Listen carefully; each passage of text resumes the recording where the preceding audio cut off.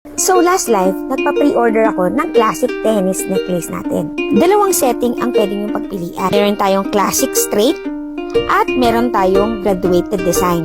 Meaning, yung nasa gitna, mas malaking bato, tapos paliit. Itong nasa leeg ko, 3 carats total to.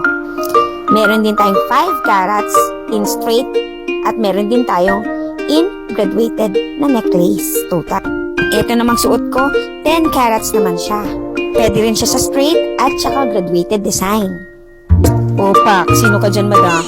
Tapos, meron din akong 20 carats total. Pwede rin siya in straight at saka graduated design. Ay, nako.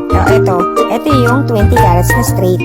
Usually, favorite ko talaga yung mga straight kasi pwede mo siya suotin sa casual at saka sa formal. So, 2-in-1 na siya.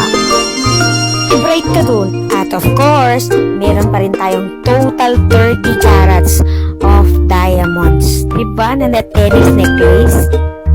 Diyos mio, Marimar. Available din siya for pre-order. Kasi nga, sold out na lahat ng tennis natin.